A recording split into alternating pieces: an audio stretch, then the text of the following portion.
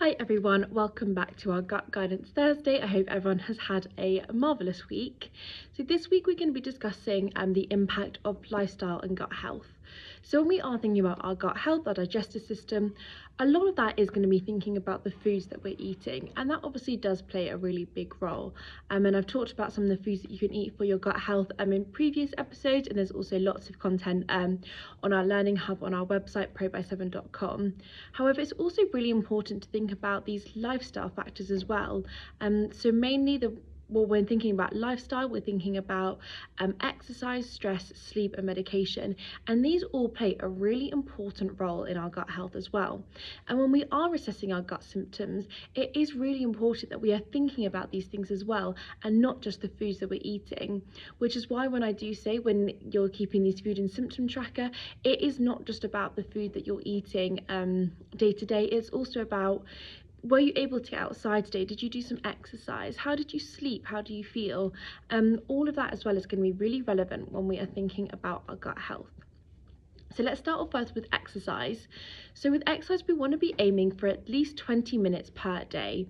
And exercise has a whole host of benefits, not just our gut health, but also just our overall health and well-being. It's going to be really important when we're thinking about stress management as well, which we're going to go on to, and which we know has a really important role in our gut health when we're thinking about our gut-brain axis.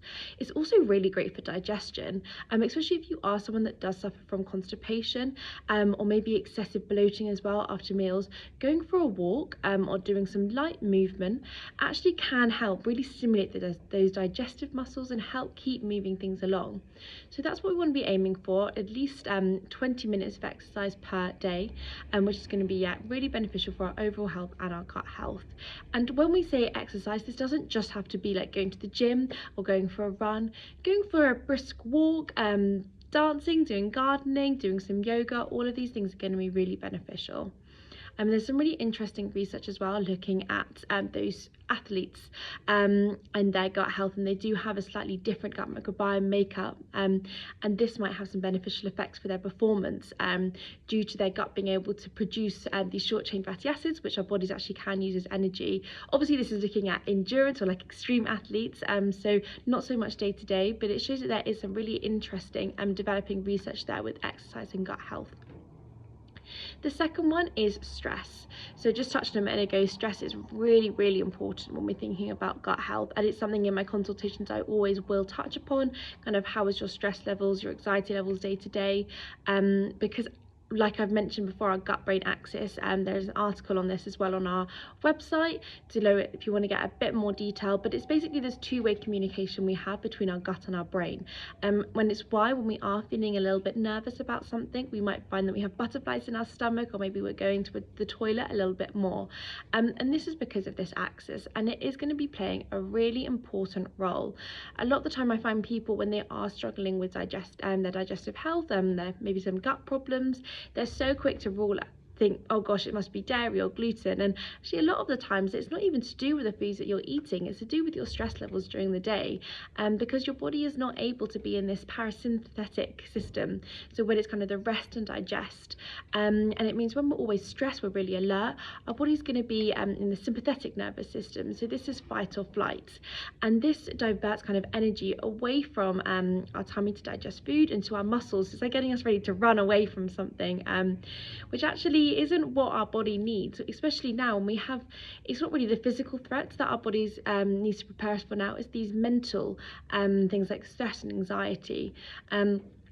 And it's why when we get kind of that blood diverting away from our digestive system, it means why we get kind of diarrhea or sickness when we are a bit stressed, because our body isn't able to digest this food and it just thinks, right, get it out of me. So stress management is going to be really important here, and actually stress can negatively affect our gut microbiome as well, and can affect that balance as well. So we really want to be doing anything we can to help manage stress.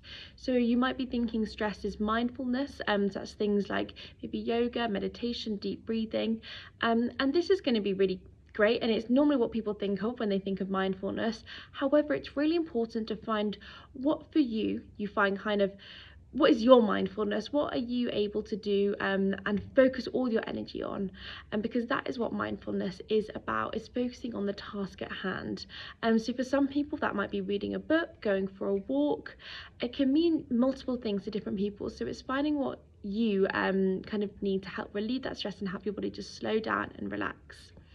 Then we have sleep. Sleep is really important as well when we're thinking about our gut health, and disturbances in sleep can then affect our guts and our gut and kind of our clock genes, so the ones that regulate maybe when we wake up, we go to sleep, when we eat, all play a really like interlinking role there. So making sure that we are getting our 8 hours at least of sleep per night is going to be really beneficial. And a good way to start is just thinking about good sleep hygiene. So things like removing any screens at least kind of half an hour before you go to sleep, making sure that the environment you're sleeping in is kind of ideal for sleep. So when possible, removing any light sources from the room, and if possible, the noise as well. So if you live in some busy city, that is kind of easier said than done. But anything that you can do, so even buying an eye mask or I cannot remember the life of me what they're called now, but to stop the sound as well in your ears. So these things as well are going to be really beneficial, and getting that routine in. Your gut absolutely loves routine. So doing some one day going to bed at 10, another day at midnight, another day waking up at 6 a.m, another at 8 a.m, your gut's going to get pretty confused about that. So trying to keep that sleep scheduled as much as possible is also going to be really beneficial. And then finally, we're thinking about medication. So not all medication can be avoided. And obviously it's completely necessary, but when we say medication, we are talking about antibiotics.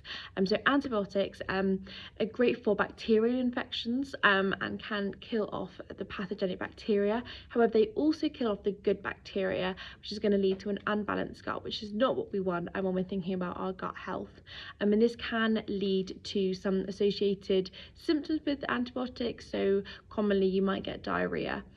So antibiotics, of course, are completely necessary and they will need to be taken at times, but it's really important that they're not overused, because this is when it can lead to antibiotic resistance, or maybe you're continually affecting the balance of your gut microbiome.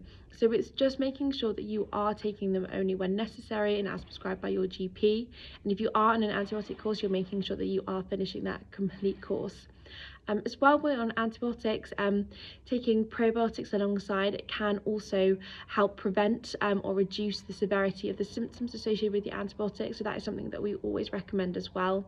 If you are about to start a course of antibiotics or are currently on a course of antibiotics and you want to know exactly what product from our range to take, then please feel free just to reach out and then we can help guide you there.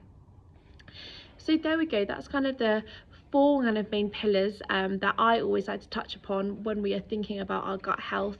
So that was our exercise, stress, sleep and medication. And alongside diet, they're going to be really important when we are thinking about looking after our gut health. So I hope that helped and just gave you a little bit of an insight, something to think about, and when we are thinking about kind of how our gut is feeling and what it's doing. And it's just, like I said, so important to consider all of these factors. So if you can note down kind of what your stress levels are like day to day, how you're sleeping, did you manage to exercise, all of these things alongside the food that you're eating and your symptoms that you experienced is going to help you build up a really good picture of what's going on. But if you have any questions about today's episode, feel free just to reach out. You can contact me on rebecca@probio7.com or head to our website probio7.com and book a free one-to-one consultation with myself. But I look forward to speaking with you all next week.